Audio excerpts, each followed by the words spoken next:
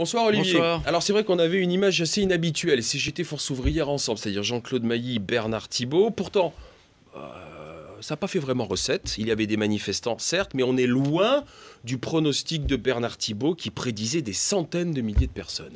Oui, ça peut s'expliquer par la division syndicale. On voit bien qu'il y a une hostilité flagrante entre la CGT, entre la CFDT, pardon, qui est signataire de l'accord qui était contesté aujourd'hui, et puis les deux syndicats qui défilaient aujourd'hui, donc CGT et FO, en compagnie d'ailleurs de la FSU et de SUS Solidaire.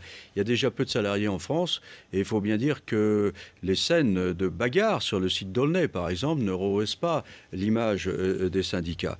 Mais je crois qu'il y a une raison encore plus fondamentale. On voit bien qu'il y a là la confirmation d'un fort malaise dans notre société. Les salariés sont perdus. Ils ont le sentiment que le déroulement des événements leur échappe, à eux d'ailleurs comme aux politiques, et qu'il n'y a plus grand-chose à y faire, que dans la bérésina sociale, eh bien, la priorité des priorités, c'est d'essayer déjà de préserver son emploi. Mais cet accord, celui dont nous parlons, est-ce un bon ou un mauvais accord pour les salariés? Bon, écoutez, là, les avis divergent totalement. C'est un accord qui limite la capacité d'action d'un seul salarié en cas de licenciement économique ou en cas de modification du contrat de travail sur les heures de travail ou sur le salaire lorsqu'une entreprise traverse une mauvaise passe, à la condition que cet accord ait été conclu à la majorité des syndicats représentatifs des salariés ou bien avec l'accord de l'administration.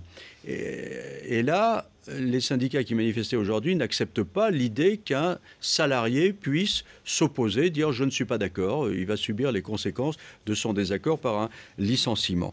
Eh bien, les contestataires donc considèrent que les intérêts des salariés ne sont pas pris en compte dans cet accord. La CFDT juge au contraire que cet accord préserve l'essentiel parce qu'il va permettre de garantir aux salariés le maintien de leur emploi, même lorsque l'entreprise est en difficulté. Mais si on revient sur cette journée de mobilisation, il n'y avait pas tant de monde que cela dans la rue, donc une espèce de fatalisme face à la crise et finalement pas de danger pour le gouvernement alors? Oui, il ne faut peut-être pas aller aussi vite parce que c'est vrai qu'en France, on n'a pas encore vu un rejet massif de la politique qui se traduirait par une mobilisation, par exemple, des indignés, chers à Stéphane Hessel, ou par un vote spectaculaire comme celui que l'on vient de voir en Italie. Et aujourd'hui, d'ailleurs, les protestataires faisaient encore preuve d'humour, puisqu'ils brandissaient des pancartes sur lesquelles on pouvait lire « Mieux vaut des lasagnes au cheval que des ânes au gouvernail ». Bon, c'est joli, ça rime, etc., ça fait sourire, mais il faut faire attention quand même, parce que la contestation gagne les rangs du PS. De façon extrêmement mesurée, c'est vrai, mais quand même. Et puis, les mouvements sociaux, vous savez, se déclenchent le plus souvent quand on ne les attend plus, sur un motif qu'on n'avait pas prévu. Et en fait, tout va dépendre du chômage.